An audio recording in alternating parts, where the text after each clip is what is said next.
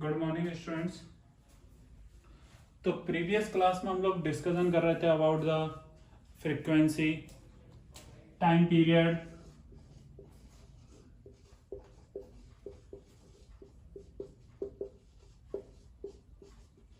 ठीक है। फ्रीक्वेंसी के बारे में डिस्कस किया था, टाइम पीरियड के बारे में डिस्कस किया था, वेवलेंथ के बारे में भी डिस्कस किया था और एम्पलीट्यूड के बारे में डिस्कशन किया था, ठीक है। इन सब में हम लोगों ने पढ़ा था इनका डेफिनेशन, इनका यूनिट क्या होता है, क्या इससे इनको डिफाइन करते हैं। तो हम लोगों ने प्रीवियस क्लास में फ्रीक्वेंसी के बारे में क्या पढ़ा था, the number of wave passing through a point in 1 second. Frequency का डेफिनेशन क्या दिया था हमने, the number of wave passing through a point in 1 second, क्या कहलाया था उसका, फ्रीक्वेंसी। फिर हमने टाइम पीरियड का डेफिनेशन क्या दिया था, time in which a wave passing through a point, time in which a complete wave is passing through a point, ठीक है। ऐसे ही हमने किसका डेफिनेशन दिया था, वेवलेंथ का भी डेफिनेशन दिया था। और वेवलेंथ का डेफिनेशन हम लोगों ने क्या दिया था, क्या बताया था वेवलेंथ के बारे में। तो वेवलेंथ के बारे में हमने बताया था the distance between two successive crest and trough, the distance between two successive crest and trough is called wavelength, is called wavelength। और उसके बाद हम लोगों ने पढ़ा था किसके बारे में, एम्पलीट्यूड के बारे में। और एम्पलीट्यूड के बारे में हम लोगों ने क्या पढ़ा था, the distance from the mean position to the extreme position, distance from mean position to extreme position for any particle is known as amplitude of that particle या वेव, यही पढ़ा था, ठीक है। तो आज की क्लास में हम लोग डिस्कशन करने वाले हैं सबसे पहले इंपॉर्टेंट वेव वेलोसिटी। सबसे पहले हम लोग किसके बारे में पढ़ने वाले हैं, वेव वेलोसिटी के बारे में पढ़ने वाले हैं। तो नेक्स्ट टॉपिक लिखो, वेव वेलोसिटी। तो यदि पता हो वेलोसिटी क्या होता है या स्पीड क्या होता है, distance per unit time, distance per unit time. तो वेव वेलोसिटी को हम कैसे डिफाइन करेंगे, the distance travelled by the wave, कैसे डिफाइन करेंगे, the distance travelled by the wave, distance travelled by the wave in A interval of time, in interval of time, ठीक है। तो वेव वेलोसिटी को कैसे डिफाइन किया गया, distance travelled by the wave in A interval of time. तो यदि किसी भी फिक्स इंटरवल ऑफ टाइम में, सपोज कर लो हमें एक इंटरवल गिवन है कि 3 सेकेंड 4 सेकेंड, ऐसे हमें क्या गिवन है, एक इंटरवल गिवन है, और इस इंटरवल में वेव कितना डिस्टेंस मूव करता है, डी, ठीक है। इस इंटरवल में वेव कितना मूव करता है, d. In time t wave cover a distance d, distance d, then wave velocity, then wave velocity is equal to d upon t. तो वेव वेलोसिटी क्या रहेगा, डी अपॉन टी रहेगा। अब यदि बात करते हैं किसका, इसका यूनिट का, बात किसका करते हैं हम, इसके यूनिट का। तो वेव वेलोसिटी क्या है, वेलोसिटी, और वेलोसिटी का यूनिट क्या होता है, क्या, मीटर पर सेकंड।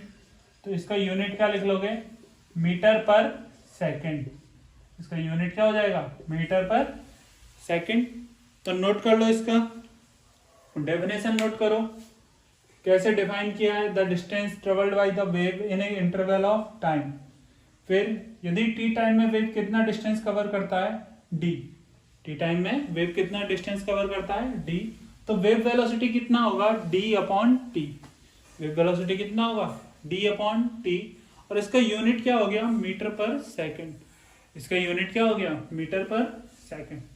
नोट कर लिया, ठीक है। नेक्स्ट देखो the relation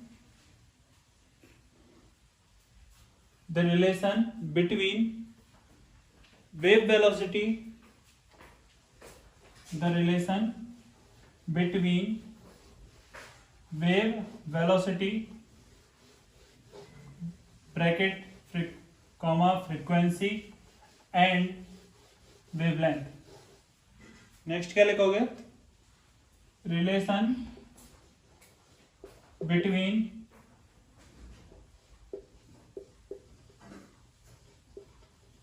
wave velocity, frequency, comma wavelength. ठीक है, हमें इन तीनों में रिलेशन फाइंड आउट करना है। वेव वेलोसिटी को हम v से रिप्रेजेंट करेंगे, फ्रीक्वेंसी को हम f से रिप्रेजेंट कर सकते हैं, और वेवलेंथ को हम किससे रिप्रेजेंट करते हैं? लैम्डा से। तो हमें रिलेशन फाइंड आउट करना है between v, f and lambda. हमें किस किस के बीच में रिलेशन फाइंड आउट करना है? v, f and lambda. तो चलो देखते हैं। तो सबसे पहले एक चीज बताओ, वेव वेलोसिटी क्या होता है? क्या wave velocity v equal to मैं लिखता हूं d upon t. Wave velocity को मैं क्या लिखूंगा? Distance travelled by any wave in a fix time, in a fix time. तो v इक्वल टू क्या हो गया? d upon t. ठीक है, अब इसके बाद हम एक इंपॉर्टेंट पॉइंट समझते हैं। यदि हम वेव को, किसी भी वेव को सिंपल रिप्रेजेंट करते हैं, तो वेव को क्या हम ऐसे रिप्रेजेंट करते हैं? वेव को हम इसी टाइप में क्या करते हैं? रिप्रेजेंट करते हैं। ठीक है, अब देखो, एक वेव स्टार्ट हो रही है इस पॉइंट से, और यहां पर क्या एक वेव कंप्लीट होती है इस पॉइंट तक। यदि हम बात करें, ये इसका क्या मान लेते हैं? ओरिजिन, और यहां तक हम बात करते हैं P पॉइंट तक, तो यहां पर क्या एक वेव कंप्लीट हो रही है O पॉइंट से P पॉइंट पर। यदि हम बात करते हैं तो क्या एक वेव कंप्लीट हो रही है। ऐसे ही मैं क्या बोल सकता हूं, इस पॉइंट से, इस पॉइंट A से यदि मैं बात करता हूं B पॉइंट पर, तो क्या A से और B पॉइंट पर सेम एक ही वेव कंप्लीट हो रही है? A से B पॉइंट तक भी क्या एक ही वेव कंप्लीट हो रही है? और ये डिस्टेंस क्या कहलाता है? लैम्डा। ये डिस्टेंस क्या कहलाता है? लैम्डा, या फिर हम इसे वेवलेंथ बोलते हैं। ठीक है, the distance between two successive crest and और ट्रफ क्या कहलाता है? वेवलेंथ। ठीक है, तो ये बताओ, एक ए से बी तक क्या हो रहा है? एक वेव कंप्लीट हो रहा है। ए से बी तक क्या हो रहा है? एक वेव कंप्लीट हो रहा है। ठीक है, तो ए से बी तक जब एक वेव कंप्लीट हो रहा है, और हम लोगों ने टाइम पीरियड का क्या डेफिनेशन पढ़ा था?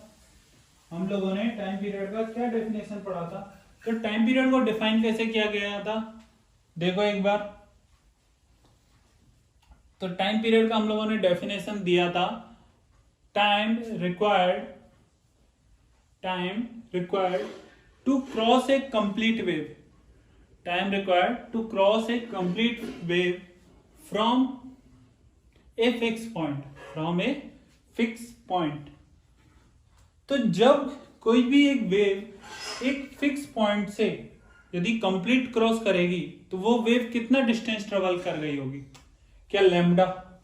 उस टाइम पर वेव कितना डिस्टेंस ट्रेवल कर गई होगी? लैम्डा। ठीक है, और उसमें कितना टाइम लगा होगा? क्या? टाइम पीरियड के इक्वल। उसमें कितना टाइम लगा होगा? टाइम पीरियड के इक्वल। तो v इक्वल टू क्या आ गया? Lambda upon t.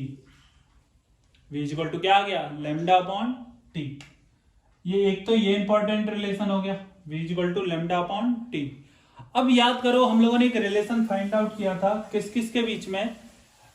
f और t के बीच में। हम लोगों ने किस किस के बीच में रिलेशन फाइंड आउट किया था? f और t के बीच में रिलेशन फाइंड आउट किया था।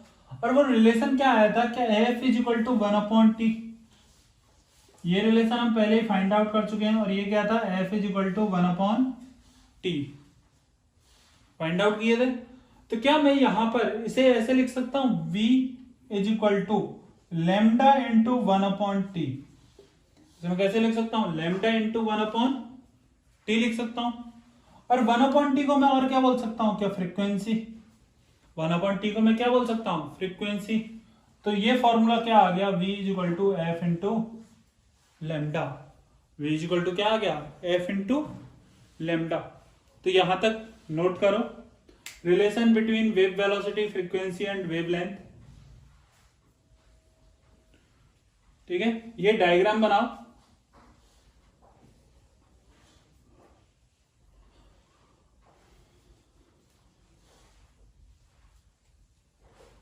ये डायग्राम बनाओ और उसके बाद एक इंपॉर्टेंट लाइन नोट करो, the distance travelled by a wave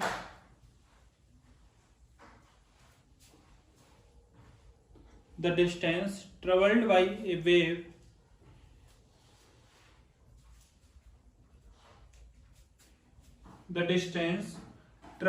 by a wave in its time period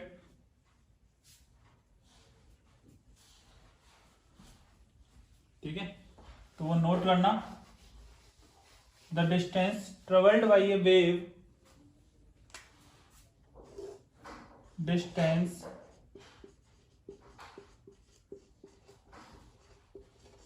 traveled by a wave in its time period is equal to its wavelength, its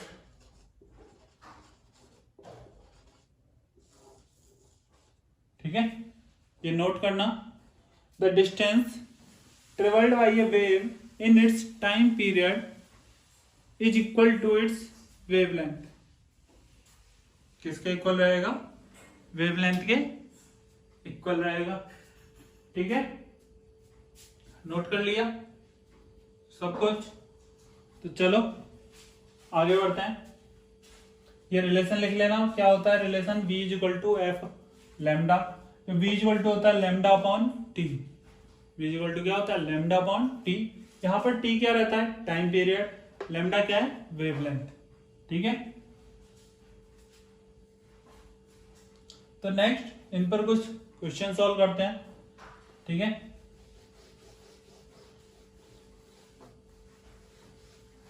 तो question number first लिखो,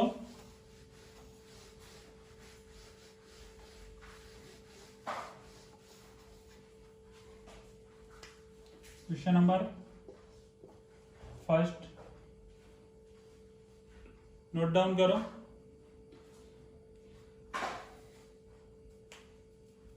find the time period,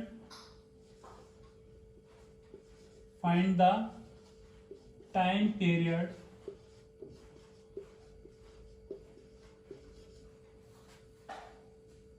if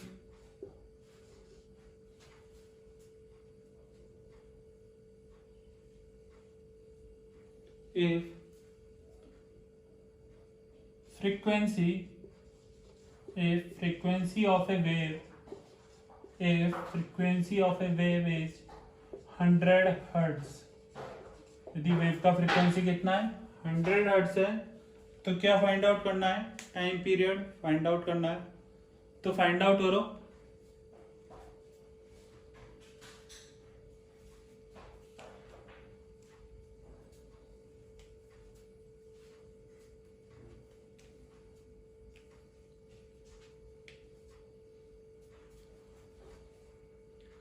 ठीक है, तो सभी ने find out कर लिया होगा।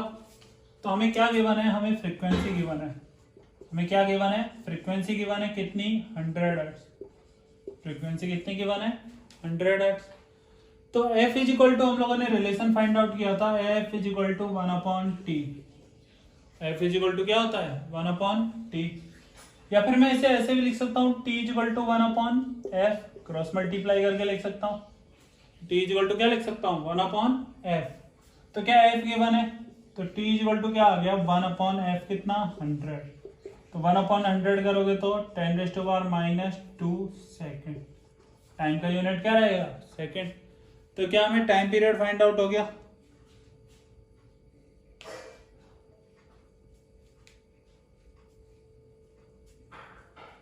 फाइंड आउट हो गया। ठीक है, तो नोट कर लो। नेक्स्ट क्वेश्चन लिखो,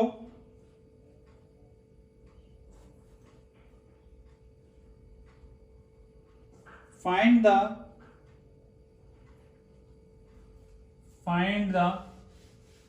wavelength find the wavelength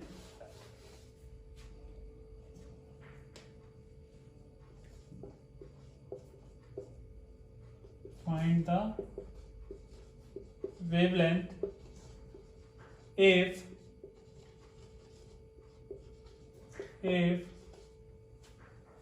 100 waves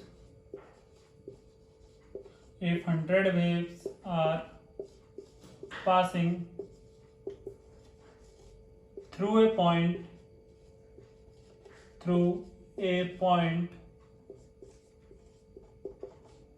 in 5 seconds. If 100 waves are passing through a point in 5 seconds and wave velocity is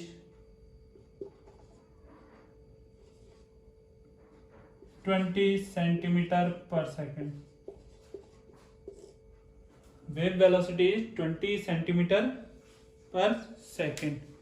तो फाइंड आउट क्या करना है, वेवलेंथ फाइंड आउट करना है. क्वेश्चन में क्या दिया हुआ है, 100 waves are passing through a point in 5 second and wave velocity is 20 centimetre per second. Wave velocity कितना गिवन है, 20 सेंटीमीटर पर सेकेंड गिवन है. तो चलो फाइंड आउट करो. तो हमें एक रिलेशन पता होता है, चलो देखते हैं इसको.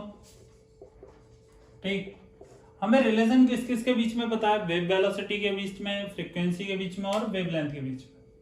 क्योंकि हमें क्या गिवन है, वेव वेलोसिटी गिवन है. फाइंड आउट क्या करना है, वेवलेंथ. और क्या दिया हुआ, 100 waves are passing through a point in 5 second. अब यदि हम फ्रीक्वेंसी के डेफिनेशन को देखते हैं, अब हम किसके डेफिनेशन को देखते हैं, फ्रीक्वेंसी के डेफिनेशन को देखते हैं. तो फ्रीक्वेंसी का डेफिनेशन क्या होता है, द नंबर ऑफ वेव